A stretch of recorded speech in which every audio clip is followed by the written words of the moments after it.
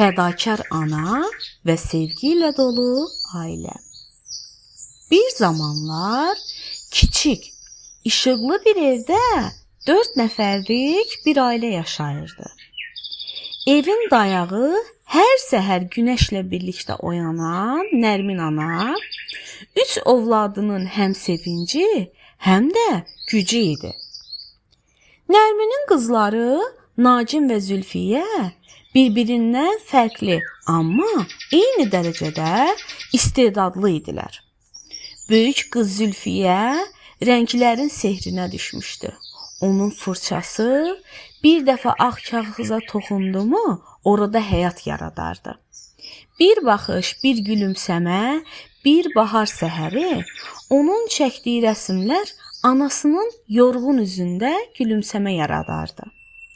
Nacim isə musiqiyə aşiq idi. Qəlbindəki duyğuları pianinanın sədaları ilə ifadə edirdi. Hər dəfə barmaqları dillənəndə evin havası dəyişir, sanki divarlar belə musiqiyə qulaq asırdı.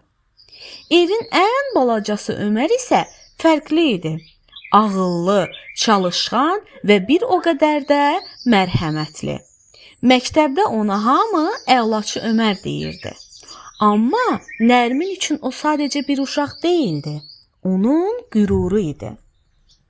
Nərmin bəzən gecələr işdən yorğun gəlsə də, uşaqlarının üzündəki işığı görəndə bütün yorğunluğu unudardı. Hər səhər onları sevgi ilə oyadar, güclü olun, bir-birinizə inanmaqdan əl çəkməyin deyərdi.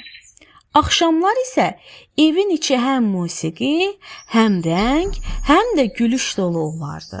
Nacim pianoda sakit bir melodiya çalardı. Zülfiyə həmin səhnəni rəsmdə əbədiləşdirərdi. Ömər isə dərslərini anasına oxuyardı. Nərmin isə kənardan baxar, qürurla düşünərdi. Bütün zəhmətim bu an üçün imiş. Ən gözəl musiqi, ən gözəl rəsm və ən gözəl söz onların bir-birinə olan sevgisidir. Həyat bəzən çətin olsa da, bu ailə heç vaxt bir-birinə olan inamını itirmədi. Onların evi balaca olsa da, qəlbləri zəngin idi. Nacim notlarla, Zülfiyə rənglərlə, Ömər isə biliyi ilə anasının sevgisinə dəyər qatırdı. Bir gün Nacim konsertdə çaldı, Zülfiyə sərgidə rəsmlərini göstərdi. Ömər isə məktəbdə ilin ən yaxşı şagirdi seçildi. Hər kəs onlara